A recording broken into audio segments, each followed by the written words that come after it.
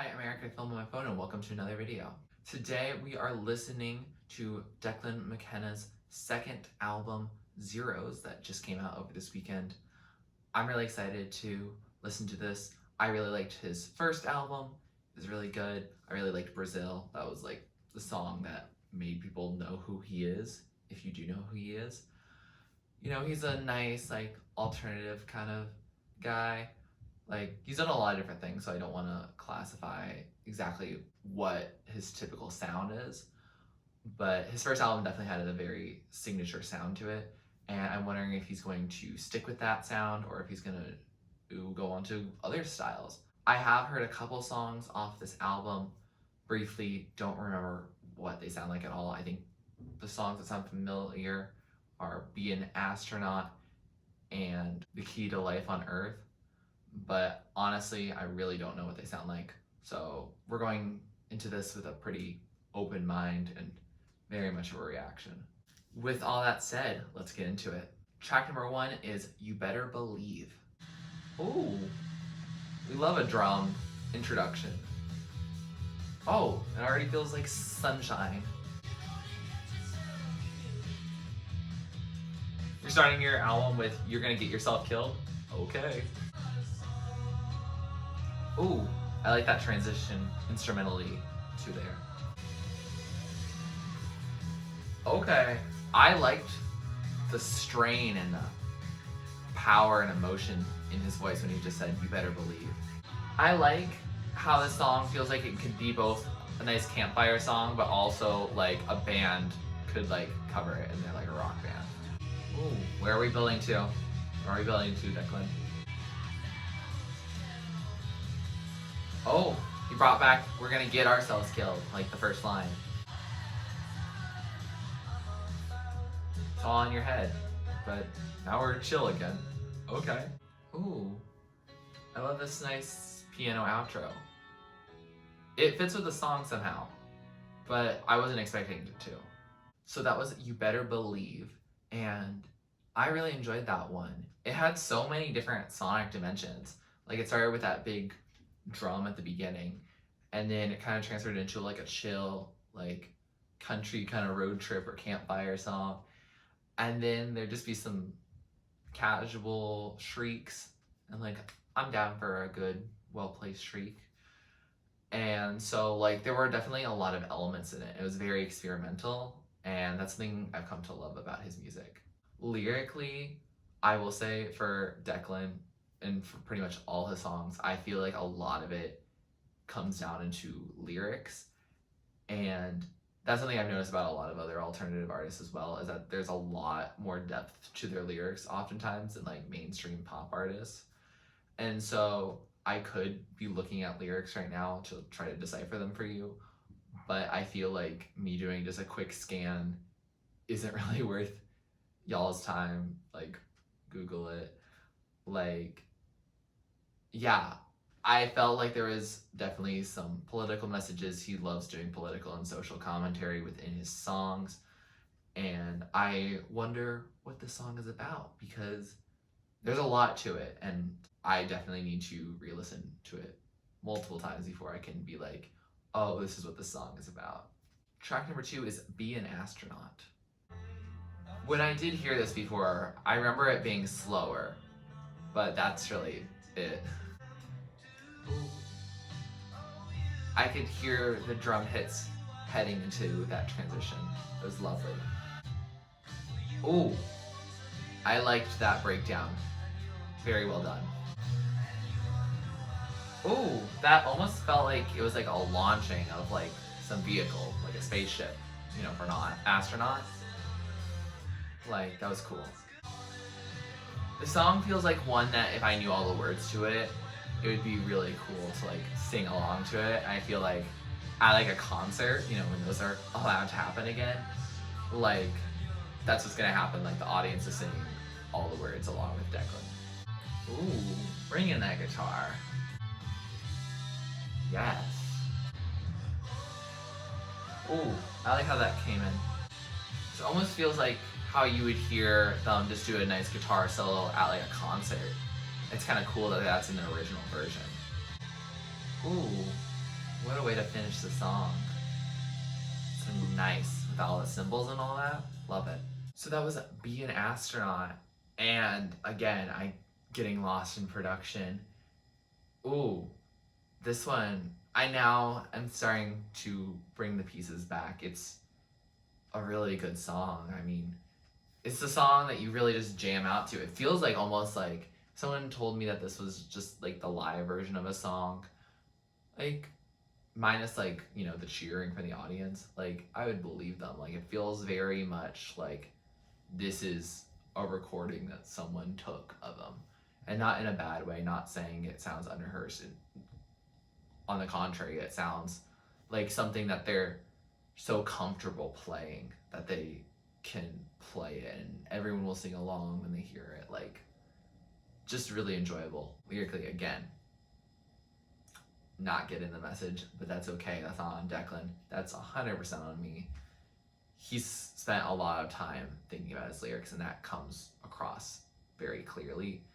And so I feel like it would be very bold of me to be like, yes, this is exactly what he's saying right now. Track number 3 is The Key to Life on Earth. Ooh, I like how that came in.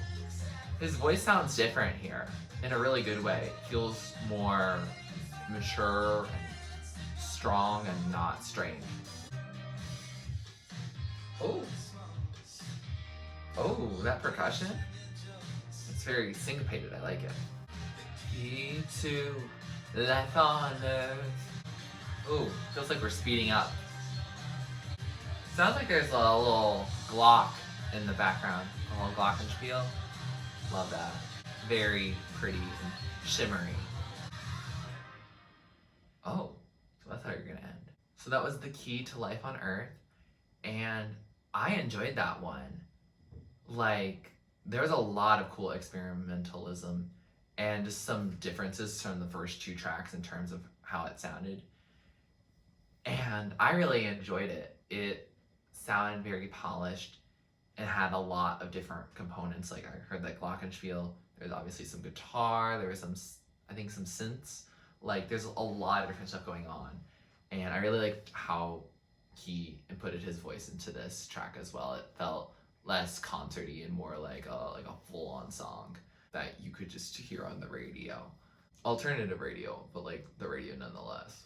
Again, I can't comprehend the full lyrical depth, but there was one line that was, the rich kids are all like living here for free on my home turf. So I think there might be a mention of gentrification, or also maybe a little jab at, you know, how rich people aren't paying taxes because they can figure out loopholes so that they don't pay taxes, or also just materialism and what people think life is for. And I guess like the key to life on Earth might be just like money and wealth versus like, you know, some other form of currency that's more like about how you are as a person and your character and how you treat other people. That's the kind of currency I want to be used, because I think the world would be a lot better place if it was that and not just some piece of paper. I also think it's really cool that Declan is just like, I think 9 months older than me or something like that.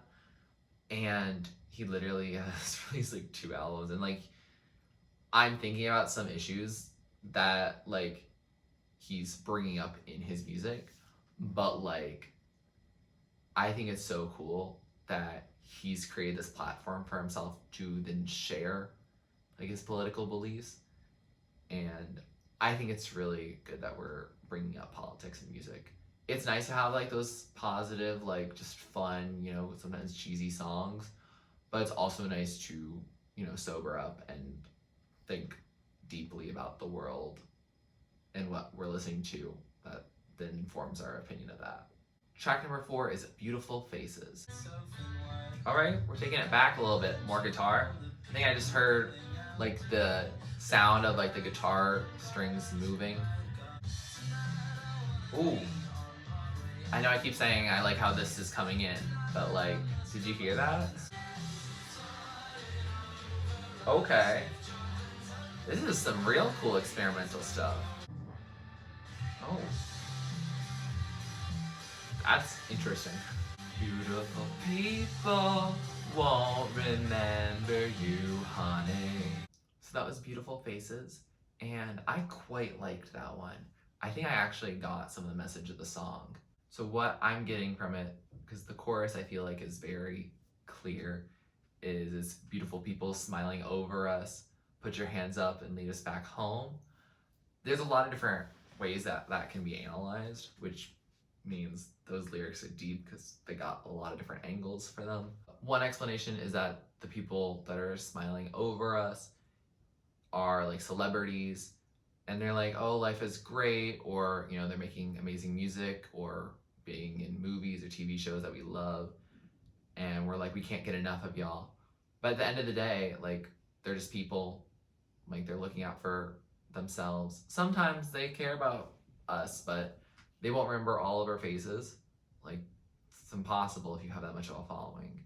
Another idea is that it could be politicians, and so they are really in it for the money and not for actually caring about us. They won't remember us when it's really their life and their job and their own interests on the line. Like, if you're getting funded so much to support gun rights, then you're not gonna vote for gun control. You're not. Another idea also could just be rich people and that they can pay for operations to make themselves look more young and youthful and conventionally attractive. And obviously they don't care about us because most of the way that they get their money is from exploiting the general populace. So, yikes. He's just serving some tea to us. And it's piping hot. It's still super relevant right now. So, that's why you gotta vote. I like the song not just for its message, but like I just kind of got into the groove of the song. It is a little bit shorter than some of the other songs on this album, but I kind of wish it was a little longer because I'm just vibing the whole time. Time just flew by and I really enjoyed it. Track number 5 is Daniel, You're Still a Child. Ooh, that bass though, iconic. King of transitions. I'm saying it now, period. I feel like this is specifically addressing someone, but I feel like they're not actually a child, like it's someone acting like a child. You spent 10 years in prison, you won't be missed. Dang, what the heck? There's a dynamic here that I am missing. Ooh, guitar solo, why not? It's good. I don't know how I feel about this bridge part. Oh, back to that piano outro that we had on You Better Believe. It's a vibe. So that was Daniel, You're Still a Child. And that was an interesting one. There was a lot going on in those lyrics, and I could catch some of it, but some of it kind of got lost in the production, so I couldn't hear all of it. So I decided to take a minute to look up the lyrics, not to really read them, just to figure out if Daniel is someone that I should know who that is. And the answer to that is no, that it's kind of a message about the album as a whole. And I didn't want to read too much about it because I didn't want to connect it to later songs that I haven't heard yet. But basically it's about like alienating people, and I guess Declan, or the speaker in the song, is alienating Daniel and like kind of casting him out of society. It was a interesting song. Like, I'm not sure exactly how much I connect to a song of someone shouting at a third party, but like it definitely had some cool experimental moments on it that I think would be worth revisiting. Track number 6 is Emily. I wonder if I should know who that is. Ooh, sounds a little simplistic, at least to start. You've remembered to forget. I feel that. That feels like it hits harder than it should. Ooh, we're bringing back that glockenspiel. I love all these keyboards that he's adding to it. Like, I don't really peg him as a keyboard-driven person, but I think I read that he played the keys on Daniel, You're Still a Child because a last minute conflict with the person who normally does it. And wow, I just really like how this album is implementing a lot in terms of keys, because they're nice subtle touches and they go a long way. Ooh. This is a funky production. Y'all hearing this? We're back to some of his more strained vocals. Like that? Much more strained than back when it was the key to life on Earth. Ooh, you heard that warping sound that was on An Astronaut. Ooh, we're gonna end this song with more stripped back sound, just how we started it. So that was Emily, and wow, a funky song. Production triumphed over lyrics. I don't know who Emily is. I don't know what the speaker of the song thinks of her. I think they were in some sort of relationship and that it ended because of that line of, how is that broken heart working out for you? But yeah, the production really overtook lyrics, so I really don't know exactly what happened, but I know that I like what I heard. Track number 7 is Twice Your Size. Ooh, a synth introduction. We haven't had that really from Declan. King of transitions. I will say it once, I will say it again, forever. Ooh, funky guitar. Feels like we're using the whammy bar in Band Hero. Oh, I was not ready for that.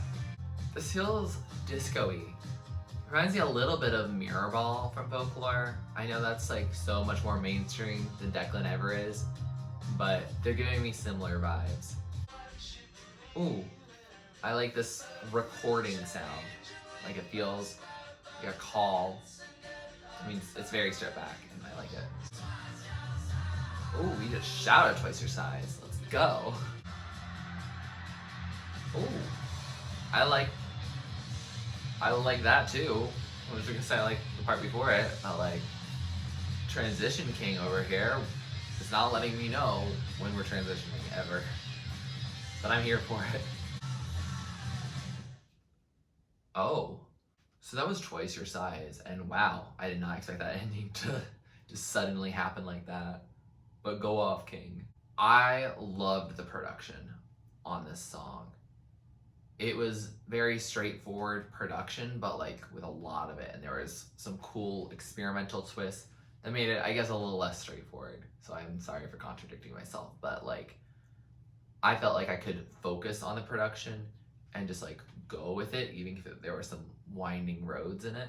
Lyrically, I missed it again. I'm sorry, but like that production was just so good that like I couldn't ignore that, and I had to kind of forget about the lyrics for a bit. I'm sure they're amazing. I feel like on this album we kind of are going in and out of some very clear messages and then some less clear messages, some less metaphorical and some more metaphorical. And I guess that's good because it allows people who maybe don't want to think too deeply about their music but still want to be engaged with his music to have a few jumping off points, and then people who are like, you know, pure Declan fans can like really vibe with all these songs. So I guess it's nice to have like those different layers. I mean, I think a lot of artists develop that, but I can clearly see that here because I'm not the giant Declan fan. I really enjoy his music, but like I definitely am not the person who knows what every song that he's written is about. And it's nice to know that I have work ahead of me if I want to bridge that gap. Track number 8 is Rapture. Okay, not expecting this. Not expecting that either. Ooh. Definitely has a little bit of a throwback vibe, but mixed with that alt rock cover band. Ooh, I liked how it said Rapture. Rapture. I just love how he said that. Oh, what's he doing now? Oh, he's been screaming a bit on this track. There's a mix between this scream and this like auto-tune sound. It's very interesting. Okay, that's how you're gonna outro? Cool. So that was Rapture, and wow, that was a very groovy track. Like, I could dance to that. It was really fun. I think I kind of caught a little lyrical content. Not quite as much as some other tracks, but more than other tracks. Like, it sounds like it's something about like stress and anxiety about the world that we're living in, and especially about what our future holds. I don't know if he wrote this amid our current circumstances, but like, especially just for my generation and our generation, his and mine, and probably some of y'all who are watching, like, the future is so uncertain, and the problem is a lot of the issues that need to be solved for our generation to thrive are supposedly supposed to be taken care of by our parents' generation and the generations before that. But they're not doing that because they're selfish, frankly. They're not good at organizing and making sure that they put the needs of their descendants not necessarily ahead of theirs, but like even just like on the table. Like, yeah, fossil fuels, like, we don't need those. Like, we have the technology to invest in better ways to do something, but all you care about is how you're making money. Like, do you hear yourself speak? And that's not to say that people who are watching this that are of an older generation than mine, that you're a bad person or anything. I'm just saying many people within your generation don't realize the urgency of the crisis, and that we need to really work on making sure that this place is habitable for my generation and the kids of my generation. Like, it really isn't about you. Like, and this is largely targeting people who are wealthy and do that wealth through exploiting people and destroying the environment in the process. Like, what? What? I think this song really captured that stress that a lot of people in my generation feel. So listen to this song. If you don't get us, you might not get it, but please respect it. Track number 9 is Sagittarius A Star. There's an asterisk there, so I'm not quite sure what to do with it. So it's just what it is. Oh, feels chill. It still feels kind of chill, but I've learned I shouldn't count on that. You just said Mother Nature on like a couple tracks ago, I think. And you brought it up here. There's a lot of cohesiveness about this album that I don't think I fully realized.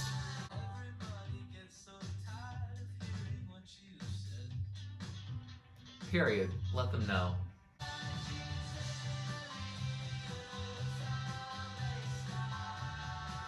A star. I'm a Sagittarius. I'm A star. He brought astrology into this. Love him. I'm a star.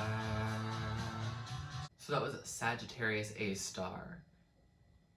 And I decided to go into the lyrics a little bit and just to get some background on it, because mainly I wanted to know whether he was pro Zodiac or anti Zodiac.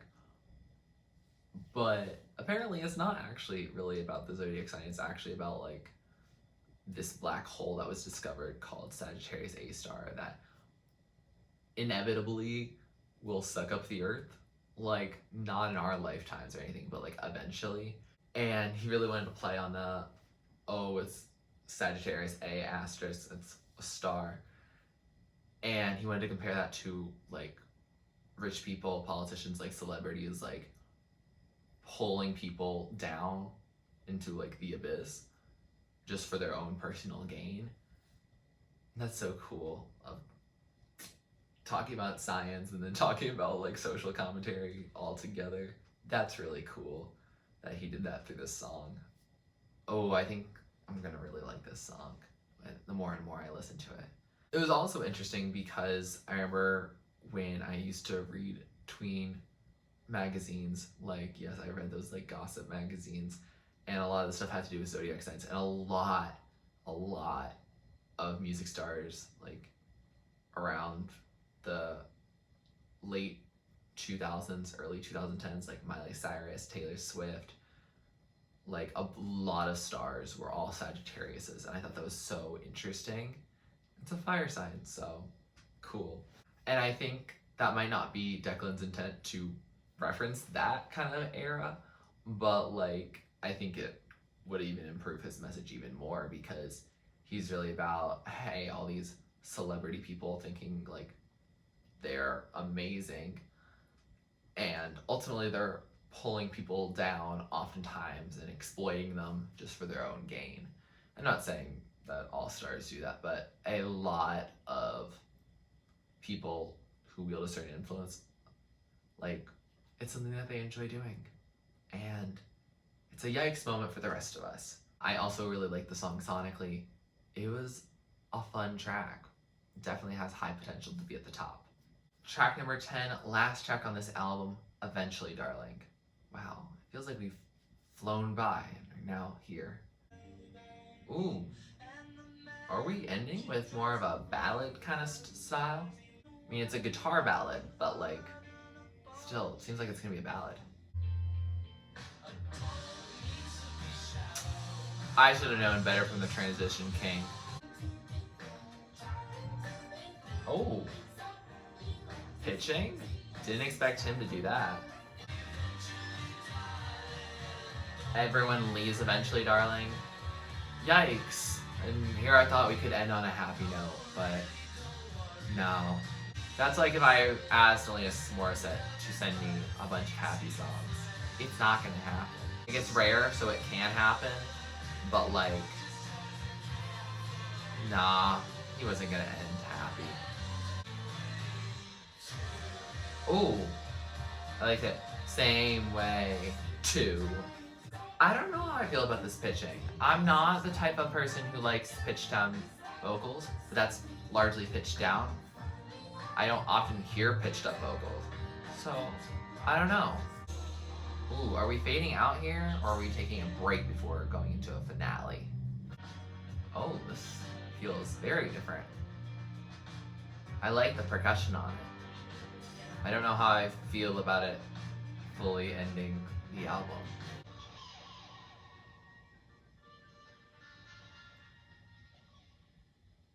Okay. So that was Eventually Darling, and wow. A real interesting way to end this album. I feel like I would call this song like despair. Like, there's definitely a feeling of lack of fulfillment. Not in terms of like how he performed it, but like that's the feeling that you're supposed to sense as a whole. Like, that's how the speaker feels. He feels hopeless. He feels a sense of loss, something like that. It is a really cool track. Like, there's a lot of elements there. Like, I think it's so cool how he has so much production on here. Like, from the drums at the end to the drums literally everywhere. I focus on percussion. I'm a percussionist. It's gonna be what I do. But like, there's some piano, there's some guitar, there's like all this other just really cool stuff that he's doing. And it does make it feel like it's a finale. Like, I don't know if that was what he intended to do, but it feels very much like a closing track. I couldn't picture it being anywhere else on this album. Lyrically, I caught that everyone leaves eventually, darling. And maybe that helped form the idea of like, there's a loss, there's people abandoning. And I guess that's overall what the message is. Like, when we had Beautiful Faces, it was like, yes, they smile upon us, but they don't care about you ultimately. And so everyone leaves eventually, darling. Like, you cannot count on them to help you when you need it, because we cannot count on celebrities. We cannot count on our leaders. We cannot count on people who are making the most money, because any change of the system is apparently a threat to them. Like, get over it. It's 2020. Everyone should be able to live, afford housing, afford food, afford safe water, afford shelter. Like, these are basic necessities, and you don't need 10 cars. If you are making more than 6 figures, why? What good does that serve us? What good does that serve you? What can you possibly do with that? Like, maybe 7. And, you know, if you really want to be fully capitalist, you can do the 8 or 9. But, like, as soon as you get to $1 billion in a year, or getting $1 billion in less than a year, why? What do you use that for? Like, that's freaking insane. That's unbelievable. Sorry, that makes me very fired up, because literally, what the heck? You expect people to still have the minimum wage of $7.25, and sometimes outsourcing those jobs to other countries so you can pay them even less. You don't need all the money you have. They need to be able to eat and live as people. Some world we live in. With all that, that comes to the conclusion of this album, and I really enjoy getting the chance to listen to it and react with y'all, because wow, it's a good project. Declan should be very proud of himself. There's a lot going on that obviously I couldn't get into a first listen. Like, he's thinking a lot on lyrics and his political message and social message, and in order to respect that, like, I'm listening to this album multiple more times before I give you my favorites. And, like, if you're trying to come here and be like, oh, what are these songs about? Like, I did the best I can, but a lot of the stuff I got from, like, one line, or there were a couple times where I did look up things to talk about, because I was like, where are we at?